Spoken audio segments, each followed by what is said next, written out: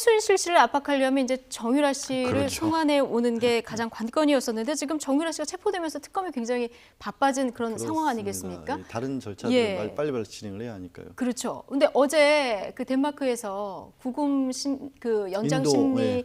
그 중간에 인터뷰를 뭐 하지 않았습니까? 그런데 얘기를 보면은 삼성 지원한다길래 나는 말 타러 갔고 그리고 뭐 회사는 엄마가 사인하라 그랬으니까 사인했고 나머지는 다 몰라 학교도 안 가서 계속 모르세. 이거 정유라 씨가 머리가 좋은 걸까요? 아니면 법적인 지금 조력을 받고 있다고 봐야 될까요? 저는 조력 같은 경우는 어느 정도는 주변에서 받았을 거예요. 예. 하지만 머리가 그렇게 좋다거나 이걸 뭐 정말 빠져나갈 수 있을 만한 그런 상황은 못 되는 게 지금 말씀하신 부분들 있지 않습니까? 네. 이미 말을 탔다. 삼성에서 지원받은 말이잖아요. 예. 삼성에서 뭔가를 해준다고 하길래 서류에 사인을 했다. 삼성과 연결됐다는 증거입니다. 학교 나는 안 가서 퇴학됐을 줄 알았는데 학점이 나왔더라.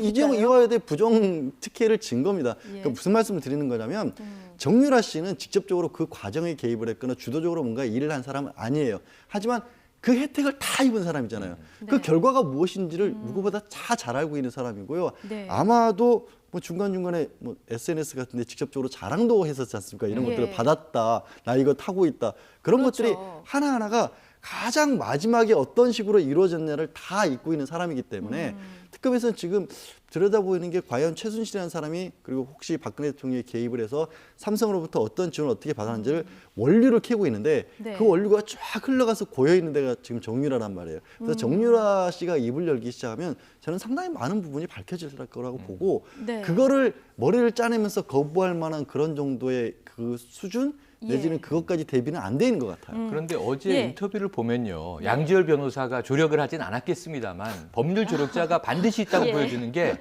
돈의 문제에 대해서는 난 하나도 몰라요. 예. 엄마가 다 했어요. 네. 그리고 캄플라데라고 승마 코치하고 엄마하고 둘이 했어요. 돈은 물어보지 마세요. 근데 사인은 했어요. 네. 이 사인은 했다고 미리 이야기를 하는 것 자체가 나중에 당신 명의에 증거가 저택 있지 나오니까요. 않냐, 예. 돈 세탁 관련 없냐, 부동산 매매 어떻게 된 거냐, 미리 부인을 한 거. 이거는 예. 굉장히 짜여진 각본이고 그 뒤에 덧붙입니다. 이 36만 유로를 아버지의 강원도 땅을 담보로 해서 대출받은 것이고 네. 우리 부부, 여기서 우리 부부는 이제 그 아이의 엄마, 자신과 신주평 씨입니다. 네. 1원 한 푼 쓰지 않았다.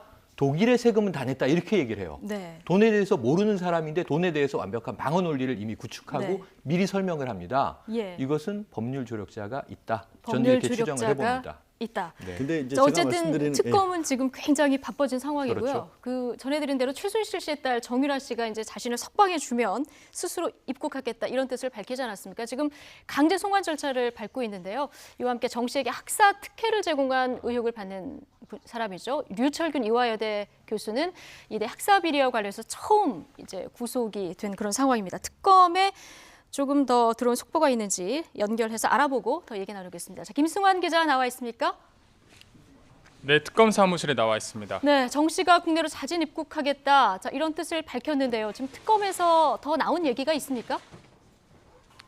네, 일단 특검팀이 법무부를 통해서 추진하던 송환 절차에는 변함이 없을 것으로 보입니다. 정 씨가 아무런 조치 없이 풀려날 경우 국내로 들어올지 믿을 수 없다는 건데요. 이에 따라 외교부를 통해 추진하는 여권 무효화를 포함해 강제 송환 절차는 계속 진행될 전망입니다. 다만 덴마크 당국이 정유라에 대해 구금 연장 결정을 하면서 신병 확보라는 목적이 이미 달성된 만큼 인터폴 사무총국은 적색 수배 발부를 보류하기로 했습니다. 앞서 정 씨는 덴마크 법원에서 자신을 풀어주면 사흘 이내에 스스로 한국에 들어가겠다 이렇게 밝혔지만 우리 정부는 이를 거부했습니다. 또 정부가 긴급 구속 인도 청구를 원하는 만큼 덴마크 법원은 이번 달 20일까지 정 씨에 대한 구금 기간을 늘려주기로 했습니다. 특검 측은 앞으로 정식 절차를 통해 정 씨를 송환할 계획이지만 현재 상황을 고려하면 자진 귀국할 가능성도 있다고 판단하고 있습니다. 하지만 정 씨가 자신의 아이 등에 대한 염려로 우리 정부의 인도 요청에 반발해 법적 대응을 할 경우 송환이 늦어질 가능성도 배제할 수 없는 상황입니다. 네, 자 그런가 하면 정 씨에게 학사 특혜를 준 의혹을 받고 있는 류철균 이화여대 교수 결국 구속이 됐군요. 네, 류 교수는 특검이 수사를 시작한 이래 두 번째 그리고 이대 사건과 관련돼 처음으로 구속되는 불명예를 안게 됐습니다. 앞서 류 교수는 구속 전 피의자 신문에서 김경숙 전 학장의 지시를 따랐다는 진술을 하면서 혐의를 시인했기 때문에 영장 기각의 가능성도 조심스럽게 나왔는데요. 하지만 법원은 범죄 혐의가 소명되고 증거를 없앨 우려가 있다며 구속영장을 발부했습니다. 류 교수는 시험에 응시하지 않는 정 씨에게 학점을 주고 조교를 시켜 답안지를 끼워 넣게 하면서 이에 난색을 보인 조교들에게 협박까지 한 혐의를 받고 있습니다. 특검은 류 교수에 대한 신병을 확보한 만큼 정 씨에게 특혜를 제공하도록 추진한 윗선을 밝히는데 주력할 것으로 보입니다. 이와 함께 특검은 한 차례 조사를 받은 뒤 건강상의 이유로 출석 요구를 거절한 최순실 씨를 강제로 데려와 조사하는 방안을 검토하고 있습니다. 특검은 사실상 최 씨가 수사에 비협조적으로 나오면서 시간을 끌고 있다고 판단하고 필요할 경우 체포영장을 통한 강제 소환도 염두에 두고 있습니다. 지난달 구치소에서 국조특위위원들과의 만남에서 정 씨에게 대성통곡을 할 만큼 딸을 각별하게 생각하고 있기 때문에 정 씨가 덴마크에서 체포된 상황에서 어머니인 최 씨의 심정에 변화가 있을 가능성도 나오고 있습니다. 지금까지 서울 대치동 특검 사무실에서 YTN 김승환입니다. 네, 자 김승환 기자 연결해서 지금 특검 상황 알아봤고요. 자, 정유라 씨 아이와 함께 있게 해주면 귀국하겠다. 네. 이게 결국 불구속 수사를 하면 귀국하겠다 이런 조건부 아니겠습니까? 그러게요. 이런 생각을 어떻게 했는지 모르겠습니다. 이게 뭐 어떤 불구속을 바래서 한 것인지 아니면 실질적으로 이상하게 최순실도 그렇고 정유라 씨도 그렇고 아이에 대해서만큼 집착을 하는 것 같아요. 그러니까요. 그나마 저는 인간적인 면이 거기서 예. 보이는 것 같긴 한데 이 부분을 특검에서 가볍게 여기지 않았으면 좋겠습니다. 특검은 원칙적으로 이런 걸 가지고 타협은 있을 수 없다. 네. 범죄 혐의에 따라서 알아서 청구하는 것이 수사 결과에 따라서는지 저런 걸 우리는 고려하지 않는다라고만 원칙적인 입장을 예. 밝혔는데 그건 100% 맞는 얘기지만 이 20개월 된 아이가 만약에 구금됐을 경우 어떻게 될지에 관해서는 사실 덴마크 법원에서는 굉장히 심각하게 바라볼 문제입니다. 그러니까 한국에 예. 들어왔었을 때 이 사람의 아이에 대해서 우리가 어떤 조처를 취해서 아이와 상관없이 수사를 받더라도 구금이 되더라도 아이의 복리 같은 경우는 잘 이루어질 수 있다는 부분을 덴마크 법원에 충분히 설명을 해줘야 해요. 그래야 이 우리 부분이 정부 쪽 우리 정부 쪽에서 쪽에서요? 왜냐하면 예. 그 부분을 굉장히 심각하게 다툴 겁니다. 저 정유라 지금 같은 경우는. 1년 8개월 된 아이죠. 1년 8개월 됐고 네. 유럽이라는 곳이 더 잘 아시겠지만 아이의 복지 이런 문제를 굉장히 민감하게 받아들이는 곳이기 때문에 네. 정유라의 혐의 자체에만 너무 이렇게 신경을 쓰다 보면 특검에서 자칫 이 부분을 놓칠 수 있거든요. 그 부분은 주의를 해야 할 겁니다. 네. 자, 나는 오로지 자식을 생각한다. 자, 정유라 씨도 이렇게 얘기했고요. 말씀하셨듯이 뭐 최순실 씨도 딸과 손주 사랑. 네. 구치소 청문회에서도 드러나지 않았습니까? 뭐 그랬죠. 직접 우리가 육성을 듣지는 못했습니다만 당시 그 청문장에 갔었던 네. 국조위원들 얘기로 들리는 얘기거든요. 손혜원 민주당 의원이 최순실 씨가 아이에 대해서 어떻게 얘기했는지 한번 들어보고 더 얘기 나누겠습니다. 딸이 걱정되느냐, 손자가 더 걱정되느냐, 누구 때문에 더 걱정하고 있느냐 했더니 그때 울기 시작하더라고요. 증인으로 인해서 많은 의지를 하고 살았던 이 정유라와 박근혜 대통령 두 사람을 볼 때 이 당신이 여기 이렇게 지금 구치소에 와 있는 상태에서 누가 더 상실감이 크고 더 어렵겠느냐라고 했더니 또 울면서 딸이죠라고 얘기를 하더라고요. 네, 대통령과 딸 당연히 네. 딸이죠. 예, 이렇게 네. 얘기를 했다는 거죠. 그럴 것 같고요. 이 네. 대통령은 나이로 봤을 때 최순실 씨보다 더 언니죠. 그렇죠. 4년 언니가 됩니다. 또 굉장히 이제 40년 가까운 오랜 인연이 돼 있고 둘 다 성인이고 한 나라의 대통령이고 비선 실세였단 말입니다. 딸은 최순실 씨의 눈에는 항상 천덕꾸러기일 겁니다. 예. 최근까지도 말을 듣지 않았고 승마를 열심히 해서 메달리스트가 되라. 이게 이 최순실의 딸에 대한 목표예요. 네. 그런데 이제 고3 때 연애를 하고 아이를 갖고 아이를 낳고 이대를 최순실의 입장에서 굉장히 어렵게 집어넣고 예. 여러 가지 온갖 비리를 다 동원해서 학적을 유지하려고 애를 썼는데 정유라는 그렇게 중요하게 생각한 것 같진 않아요.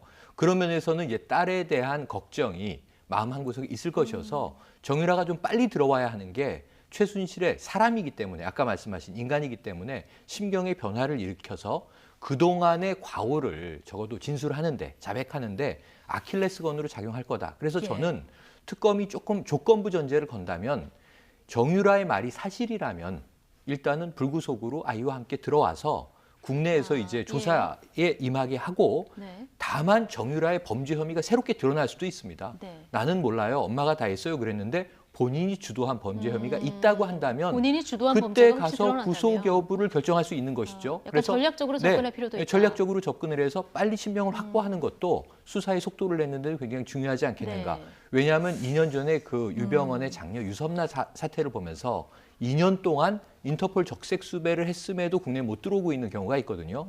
이런 걸 보면은 이제 또 해외의 법은 우리와 많이 주안점이 다르다 이렇게 볼 수 있겠습니다. 예. 자, 정유라 씨 사실 공분을 사게 된 게요. 돈도 실력이야. 능력 없으면 너희 그렇죠. 부모를 원망해. 이런 글을 SNS에 올린 게 뒤늦게 알려지면서 공분을 사지 않았습니까? 좀 하루하루 최선을 다해 살아가는 청년들에게 참 비수를 꼽았던 그런 네. 한마디인데 정유라 씨가 지금까지 했던 말. 자, 잠시 뒤에 저희가 정리를 한번 해드리도록 하고요. 자, 삼성 거액 지원 관련해서 보면은 지금 다 몰랐다, 사인만 했다 이렇게 얘기를 하지만 특혜는 다 사실 정유라 씨가 받은 거 아닙니까? 그 아까 이제 마지막에 말씀을 최영 예. 평론가도 했던 부분이 사인만 했다라고 하기 때문에 이걸 책임 떠넘기는 게 아니냐라고 얘기를 하셨는데요.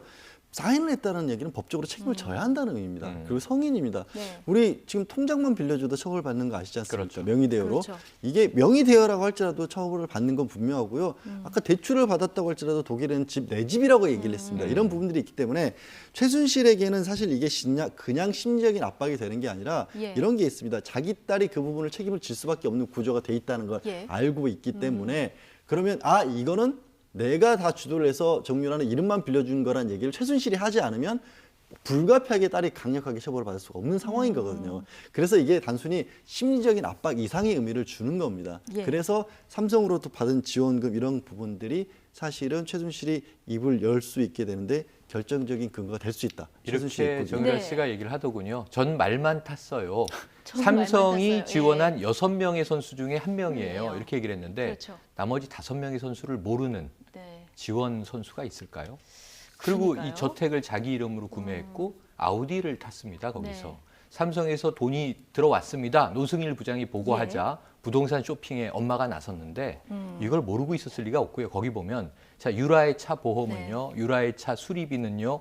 이 깨알같이 나오거든요. 네. 그럼 나머지 5명의 유령 선수들과 함께 있었다는 거 어떻게 이걸 증명할까요? 네, 그러게요. 뭐 덴마크에서도 지금 여러 가지 말들을 쏟아내고 있는데 이전에 정유라 씨가 했던 말, 글 이런 것들을 한번 저희가 모아봤습니다. 차연주 앵커가 자세히 정리해드립니다. 돈도 실력이야. 능력 없으면 너희 부모를 원망해. 하루하루 최선을 다해 살아가는 우리 청년들에게 비수를 꽂았던 정유라의 한마디입니다. 이 말은 곧바로 촛불 민심에 기름을 부었습니다. 대통령 측근의 딸이라고 하여서 많은 이들이 갈망하는 소위 명문대 일절의 노력 없이 들여보내준 사회에서 가만히 앉아 공부하고 싶지 않습니다.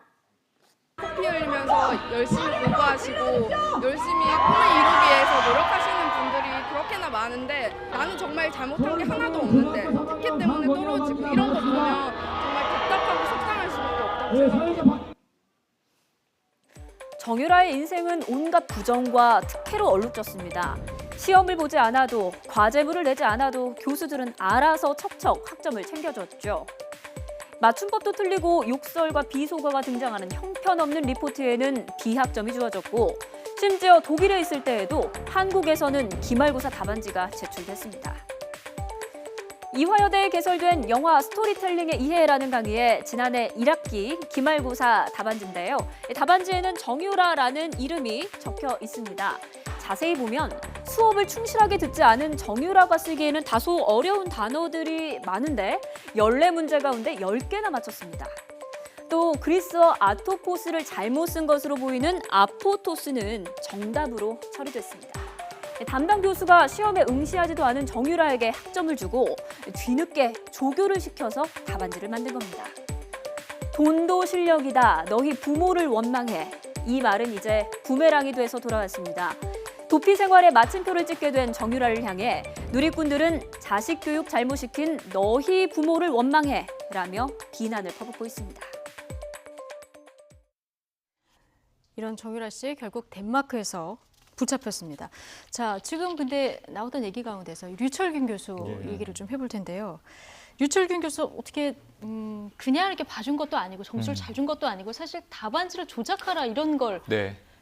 시켰다는 거 아니겠습니까? 그러니까 워낙 큰 일들이 많이 터지다 보니까 어떤 분들은 이런 일로 긴급 구속, 긴급 체포를 하고 구속을 합니까? 뭐 이렇게 저한테 물어보기도 하는데 그래요? 네. 저도 대학에 출강을 하는데요. 네. 굉장히 큰 일 이거는 아닙니까? 엄청나게 윤리적이고 법적으로 큰 일입니다. 조교에게 강요를 해서 네. 그 시험 기간에 해외에 있었던 학생을 대신해서 답안지를 작성하게 만들었다. 네. 결국 점수를 조작한 거죠. 이게 우리 사회의 공정 기반을 완전히 무너뜨리는 행위인데 이 류철근 교수가 영화 스토리텔링의 이해 과목에 정유라에게 저런 일을 했지만 이분이 또 유명한 필명 이인화라는 네. 유명 소설가이기도 해요. 그렇죠. 정말 젊은이들에게 많은 영향을 주는 한국의 움베르토 에코 이런 별명을 가진 작가란 말입니다.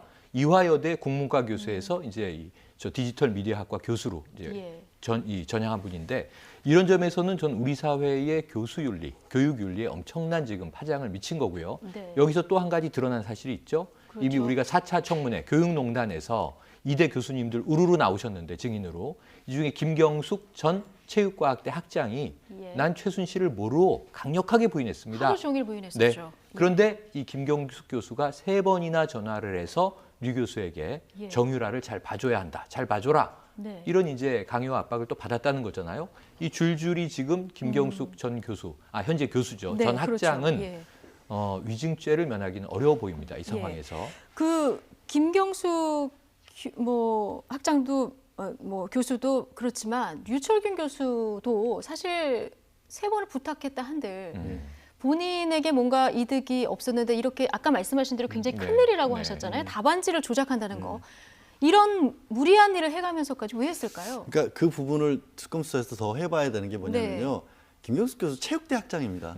국문과 교수입니다. 류철근 교수는. 그렇죠. 사실은 직접적으로 어떻게 보면 불이익을 주거나 영향력을 받을 수 있는 관계가 아니라고 볼 수 있는 독립된 자리에 있는 거예요. 저 부분은 제가 봤을 때는 류철근 교수가 살짝 김경숙 교수에게 또 책임 떠밀기를 하고 있는 겁니다. 그리고 굉장히 아이러니가 지금 왜 긴급 체포까지 돼서 영장까지 발부가 되냐면요. 아까 계속해서 이제 그 정유라 이름으로 된 답안지가 나왔잖아요. 이게 단순하게 학점만 조작을 했으면 모르겠는데 저거를 만드는 바람에 정유라 이름으로 된 정유라 명의의 문서를 위조한 거예요. 정유라를 도와준다는 게 정유라가 피해자로 만든 거예요. 어떻게 보면. 그러면서 범죄가 늘어나 버린 거예요. 사무소 위조 사무소 행사가 돼버리고 공무집행 방해까지 된 거죠. 그래서 훨씬 더 죄가 무거워졌기 때문에 저렇게 구금의 몸이 돼버린 거거든요. 그런데 저게 거기서만 하나가 그쳤을까? 아니죠. 아마도 저 이화에 대해서 저런 비슷한 사례들이 몇 개가 더 있을 거라고 저는 추측할 수밖에 없는 게 과목 하나 들어가서 학교 다닐 수 있는 거 아니지 않습니까? 만약에 더 나온다면 이화여대 전체에 저런 파장이 엄청나게 늘어날 수 있고 앞으로 더 파장이 아마도 김경숙 학장도 그 부분에 있어서 뭔가 증거가 될 만한 것들을 남기도록 직접적으로 지시한 게 있을 가능성이 있어요. 특검에서 연구비 내역 조사를 할 거고요. 정부에서 지원 프로젝트 같은 거 받은 게 뭐가 있는지 또 하나는 지금 어떤 대목이 있냐면 교내 활동만이 아니라 교회에서 차은택 감독이 한때 몸담았던 문화융성위원이기도 했어요. 그 유명 소설가하고 또 디지털 스토리 쪽으로 워낙 많은 책을 썼기 때문에 그런 자격은 갖춘 교수지만 대가성으로 만약에 정부의 지원이나 어떤 자리를 얻었다라고 한다면 이것도 좀 피해가기 어려울 수 있습니다. 어려울 것이다. 여담인데 조금 저는 놀라웠던 게요. 그 지난번에 네티즌 수사대가 정유라 씨 이제 해외 도피 중일 때 콘센트 모양을 보고 여기가 덴마크일 것이다 이런 얘기 했었거든요. 그게 최순실 씨가 세계일보와 인터뷰를 했는데 사진 한 장이 실렸어요.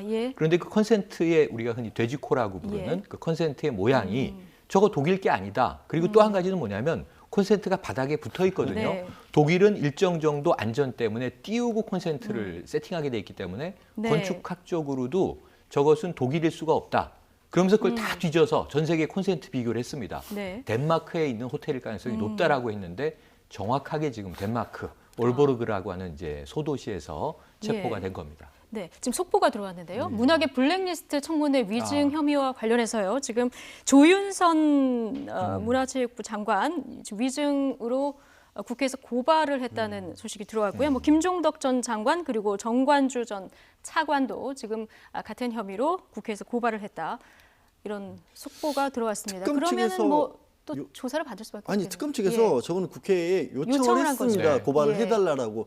근데 위증이라고 하는 건 결국 자기 기억에 반해서 거짓말을 음. 했다라는 거 아니겠습니까? 예. 기억에 반하는 얘기를 했다라는 것에 관해서 특검이 뭔가 그거를 뒤집을 만한 증거 자료가 있기 때문에 예. 수사 요청을 해라, 고발하면 처리를 하겠다라고 한 거였거든요. 네. 인지를 바로 직접적으로 하지 않은 것은 조금 이상하긴 하지만 네. 어쨌든 절차 개시를 하게끔 국회 측이 직접적으로 요구를 했다라는 것은 계속해서 조윤선 장관은 부인을 하고 있지만 그렇죠. 뭔가 정황이 됐든 아니면 조윤선 장관과 직접적으로 연결된 간접적인 물적 증거가 됐든지 간에 특검이 특검팀에서 이미 찾아냈을 것이다. 갖고 있다라는 사실은 예. 얘기가 될 거로 보여요, 저는. 조윤선 장관 계속 몰랐다 얘기하는데 정말 네. 몰랐을까요? 몰랐을 가능성이 점점 희박해지고 있어요. 희박해지고 예, 있다. 그래서 예. 본인은 계속 일관적인 부인을 하고 있습니다만 특검에서 확보한 자료가 뭔지 모르겠지만 예. 주변 증언들이 이미 나오고 있어요. 네. 그래서 이 류진용 전 장관이 이미 블랙리스트를 봤다. 예. 내가 그만두기 한 달 전 7월에 봤다. 이렇게 얘기를 하고 있고요. 그 다음은 물론 이제 김종덕 전 네. 문체부 장관입니다. 국회 나와서 몰랐다라고 이야기를 했죠. 그런데 청와대 내에서는 이것을 만든 정황, 주도한 비서관들 이름이 다 나왔고요. 예. 문체부에서 퇴직한 전 직원, 네. 또 류진영 장관이 주로 이제 신임했던 6명의 일괄 사표를 받았다가 3명이 거기서 사표 수리가 되는데 이런 인물들이 계속 육성 증언 진술들을 내고 있습니다. 예. 그렇다면은 적어도 조윤선 장관과 직접 통화를 했거나 문서를 받았거나 블랙리스트 관련한 협의를 했던 사람들의 증언이나 진술이 나왔다면 조 장관은 위증 혐의를 피해가기는 많이 어려워 보입니다. 예, 그 윗선으로 가면 또 김기춘 전 실장, 그렇습니다. 또 뭐 관련이 있는지 이 여부도 지금 특검이 들여다보고 있는 그런 상황이죠. 이 문학의 블랙리스트 관련한 특검 수사도 지금 계속 연일 네. 이렇게 움직이고 있는 것 같습니다. 자, 지금까지 양지열 변호사 그리고 최영일 시사평론가와 함께했습니다. 고맙습니다. 고맙습니다. 고맙습니다.